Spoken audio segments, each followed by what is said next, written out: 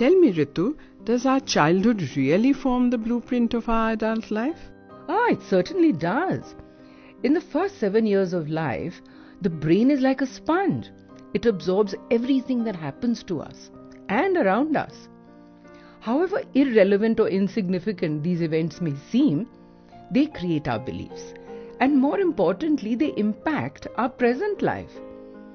Something that happened a long time ago, which we may have even forgotten, it lives on in the memory of the body. How often you may have seen adults who are under stress, who fly off in a rage and behave what seems like childishly. It's true. At that moment, they have become the same child who learned to react with rage when he or she was 4 or 5 or 6 years old. In seconds, you can see this person's facial expression or body posture or tone of voice and attitude. It all changes.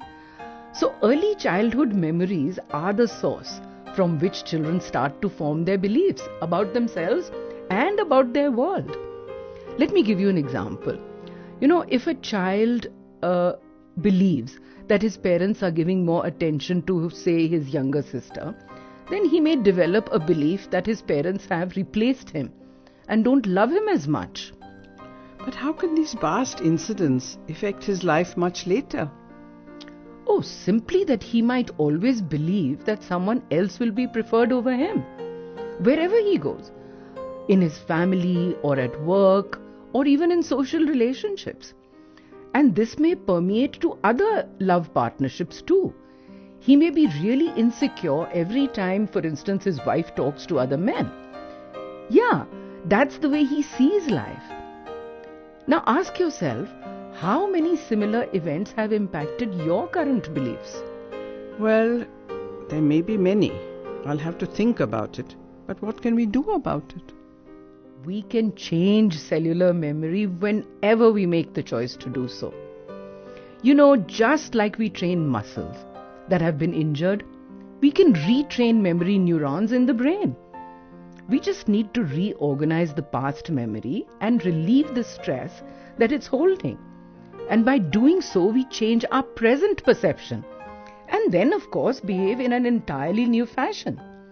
The truth is that there is much in the past, but we remember vividly only those memories which reinforce our belief about ourselves. I'm not sure I understand this clearly. Can you explain it? Let me put it this way. If I think that I'm a failure, I'll concentrate on all those things that aren't right about my life.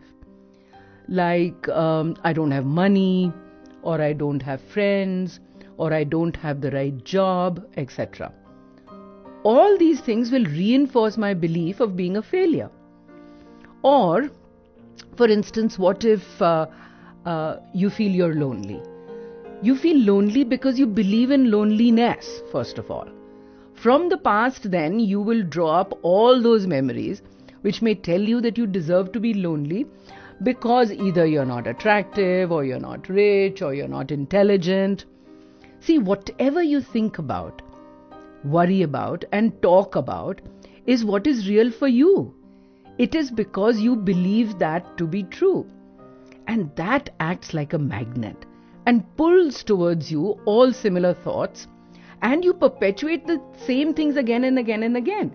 And that creates your future. So think about it. The past had moments of joy, strength, creativity, and fulfillment too.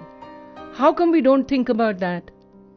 If the issue is failure, then you can think about the successes you've had too. If the issue is loneliness, remind yourself of when you felt complete in yourself and by yourself. We are really not at the mercy of our past beliefs.